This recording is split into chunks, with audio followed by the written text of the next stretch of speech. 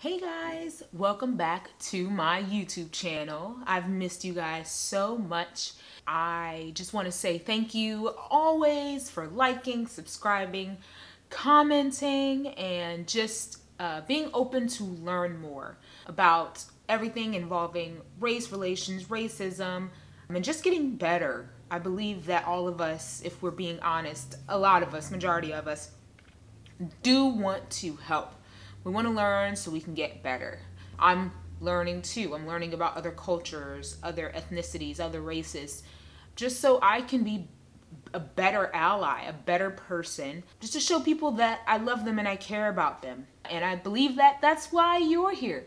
So let's get into it. So today I wanted to talk about the difference between being not racist and anti-racist. Believe it or not, there is a difference. So what really sparked this was I was reading a story, and it happened back in April, where a NASCAR driver named Kyle Larson, I guess he was on a video forum thing called Twitch, and in the forum he says the N-word. So he says it just in conversation.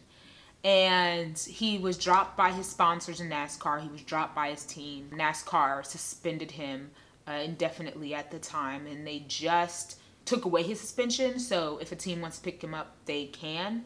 But that really got me thinking, because one of his comments in defending himself was that he was not racist. And it made me think, some people, when we contribute to racist ideologies and we don't educate ourselves, we just say that we're not racist.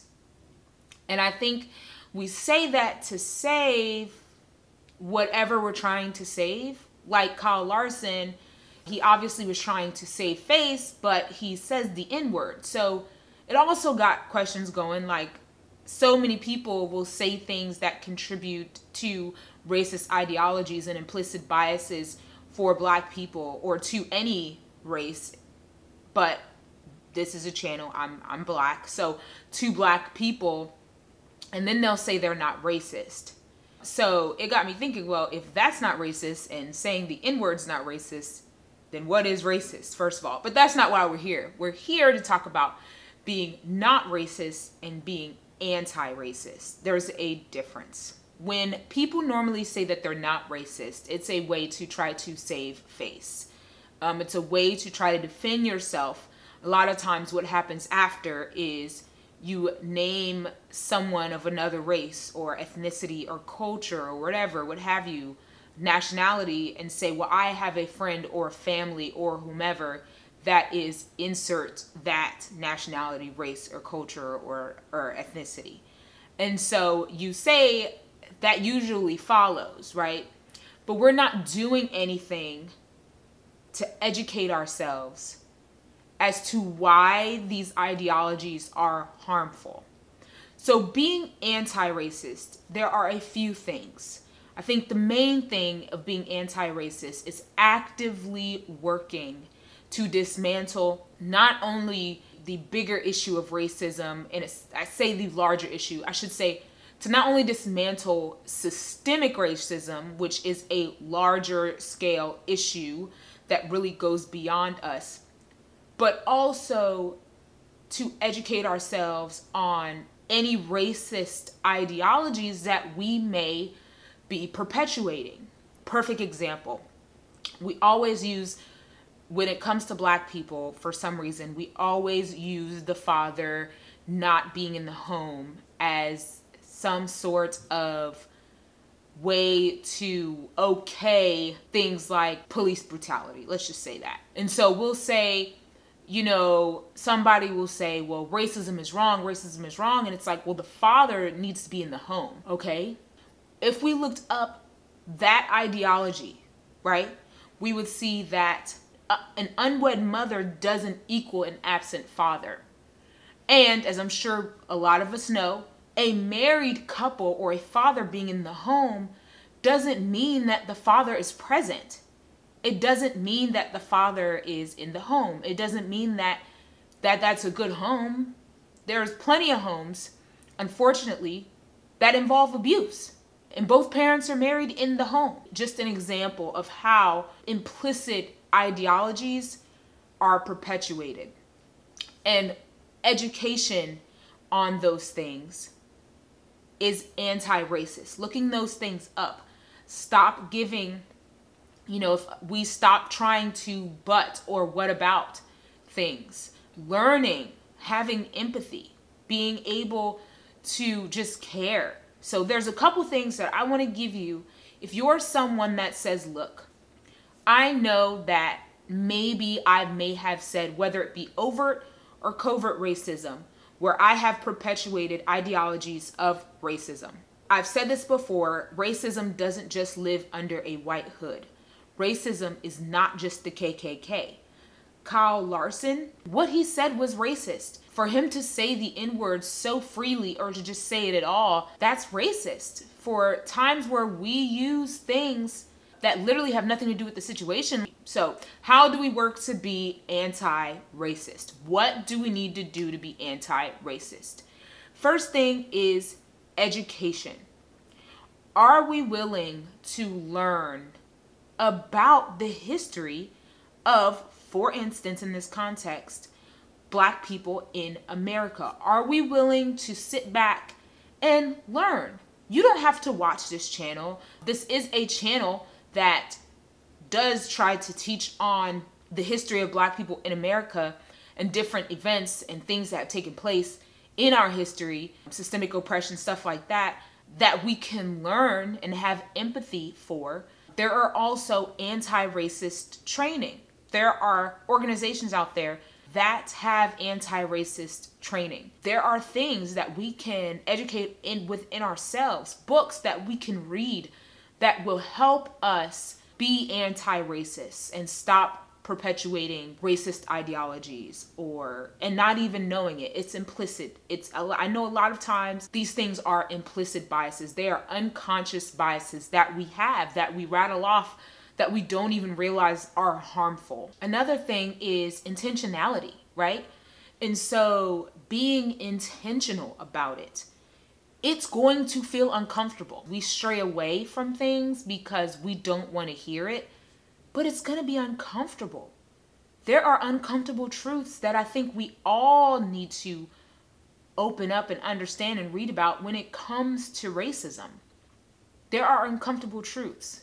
There may be someone in your life who you remember, who you may be trying to put off to the side, where you'll have people in your circle, in your family, that will say things. And are we willing to come and take a stand for it? Being anti-racist is not just not saying racist things. It's if someone says anything racist around me, am I going to be intentional in correcting them on that? Am I going to be intentional in pointing out, hey, that's racist?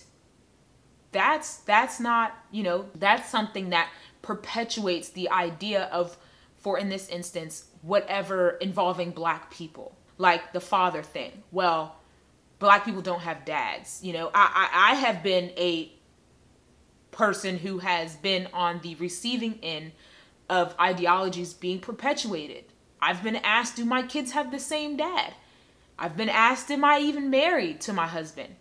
And I know those things are implicit, unconscious bias, but they exist and they are harmful. And with that is courage. Do we have the courage to step up and say something? Do we have the courage to speak up when there's things taking place that are racist? Are we willing to call those people out in our lives that, hey, maybe you shouldn't say that. Hey, that's not right. That's implying things. I know a few videos ago I talked about how a lot of part of my life I was called Oreo. And that is covert racism, and I didn't know. No, it was an unconscious bias to imply that you must be white because Black people don't act the way you do. My husband has been called a good one. He's one of the good ones. More times than I'd like to admit.